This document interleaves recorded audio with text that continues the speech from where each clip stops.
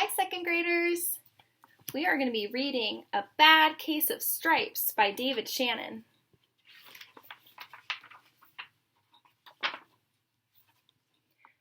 Camila Cream loved lima beans, but she never ate them. All of her friends hated lima beans, and she wanted to fit in. Camila was worried about what other people thought of her. Today, she was fretting or worrying even more than usual. It was the first day of school, and she couldn't decide what to wear. There were so many people to impress. She tried on 42 outfits, but none seemed quite right. She put on a pretty red dress and looked in the mirror. Then she screamed. Her mother ran into the room, and she screamed too. "Oh my heavens," she cried. "You're completely covered with stripes." This certainly was true. Camila was striped from head to toe. She looked like a rainbow.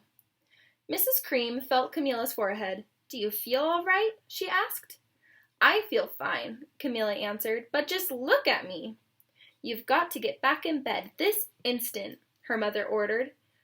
"You're not going to school today." Camila was relieved. She didn't want to miss the first day of school, but she was afraid of what the other kids would say, and she had no idea what to wear with these crazy stripes. That afternoon, Dr. Bumble came to examine Camila. "Most extraordinary," he exclaimed. "I'd never seen anything like it. Are you having any coughing, sneezing, runny nose, aches, pains, chills, hot flashes, dizziness, drowsiness, shortness of breath, or uncontrollable twitching?" "No," Camila said. "I feel fine." "Well then," Dr. Bumble said, turning to Mrs. Cream, "I don't see any reason why she shouldn't go to school tomorrow. Here's some ointment that should help clear up those stripes in a few days. If it doesn't, you know where to reach me." And off he went.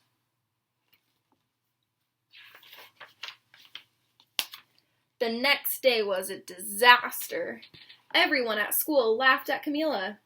They called her Camila Crayon, and the Night of the Living Lollipop. She tried her best to act as if everything were normal, but when the class said the Pledge of Allegiance, her stripes turned red, white, and blue, and she broke out in stars.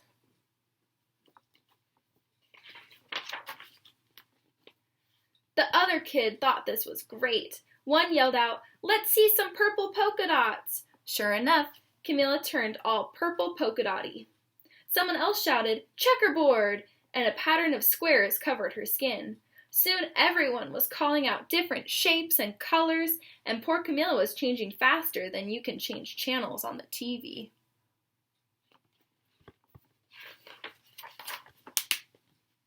That night, Mr. Harms, the school principal, called.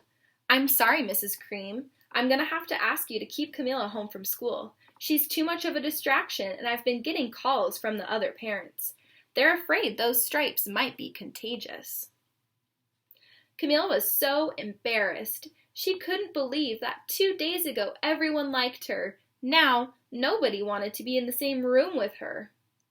Her father tried to make her feel better. "Is there anything I can get you, sweetheart?" he asked. "No, thank you," sighed Camila. What she really wanted was a nice plate of lima beans, but she had been laughed at enough for one day.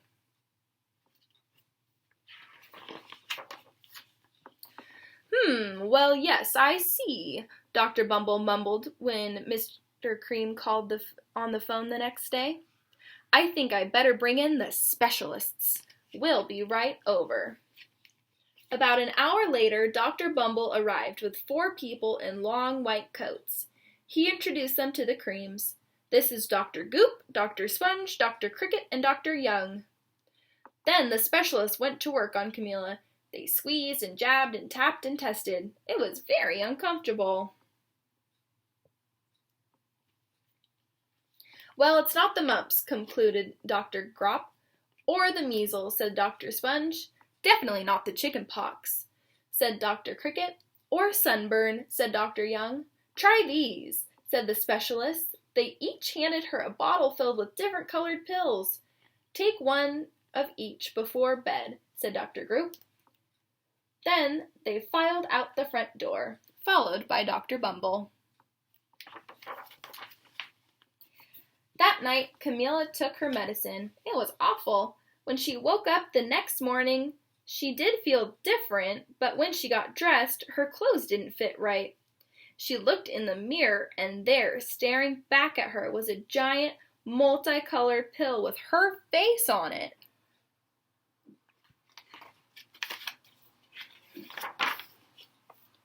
Dr. Bumble rushed over as soon as Mrs. Cream called, but this time, instead of the specialists, he brought the experts.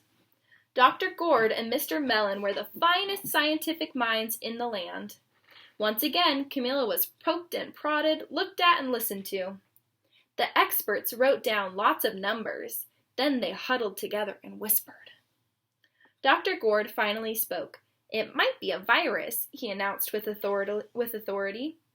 Suddenly, fuzzy little virus balls appeared all over Camila. "Or possibly some form of bacteria," said Mr. Mellon. Out popped squiggly little bacteria tails. "Or it could be a fungus," added Dr. Gord, and instantly Camila was covered with different colored fungus blotches. The expert looked over at Camila, then at each other. "We need to go over these numbers again. Back to the lab," Dr. Gord explained. "We'll call you when we know something." But the experts didn't have a clue, much less a cure. By now, the TV news had found out about Camila.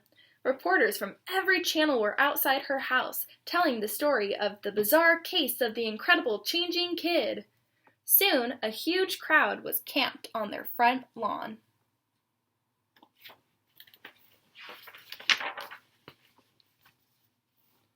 The Creams were swamped with all kinds of remedies from psychologists, allergists, herbalists, nutritionists, psychics, an old medicine man, a guru, and even a veterinarian.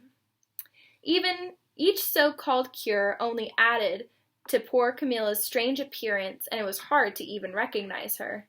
She sprouted roots and berries and crystals and feathers and a long furry tail, but nothing worked. One day, a woman who called herself an environmental therapist claimed she could cure Camila. "Close your eyes," she said. "Breathe deeply and become one with your room." "I wish you hadn't said that," Camila groaned. Slowly, she started to melt into the walls of her room. Her bed became her mouth. Her nose was a dresser, and 2 paintings were her eyes. The therapist screamed and ran from the house. "What are we going to do?" cried Mrs. Cream. "It just keeps getting worse and worse." She began to sob. At that moment, Mr. Cream heard a quiet little knock at the front door. He opened it, and there stood an old woman who was just as plump and sweet as a strawberry. "Excuse me," she said brightly, "but I think I can help." "Do you think she can help?" She went into Camila's room and looked around. "My goodness," she said with a shake of her head. "What we have here is a bad case of stripes, one of the worst I've ever seen." She pulled a container of small green beans from her bag. "Here," she said, "these might do the trick." "Are those magic beans?" asked Mrs. Cream. "Oh my, no," replied the kind old woman. "There's no such things. These are just plain old lima beans. I bet you'd like some, wouldn't you?" she asked Camila. Camila wanted a big, heaping plate full of lima beans, more than just about anything, but she was still afraid to admit it. "Yuck," she said. "No one likes lima beans, especially me." "Oh dear," the old woman said sadly. "I guess I was wrong about you."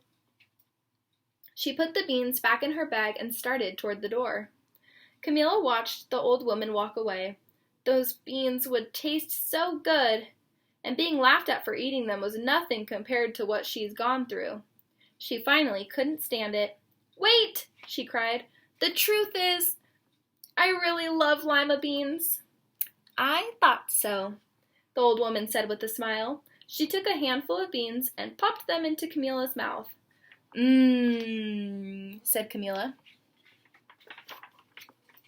Suddenly, the feathers and branches and squiggly tails began to disappear. The whole room swirled around. When it stopped, there stood Camila, and everything was back to normal. I'm cured, she shouted. Yes, said the old woman. I knew the real you was still in there somewhere, and she patted Camila on the head.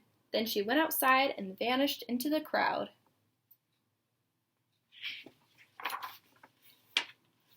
Afterward, Camila wasn't quite the same. Some of the kids at school said she was weird, but she didn't care one bit. She ate all the lima beans she wanted, and she never had even a touch of stripes again. The end.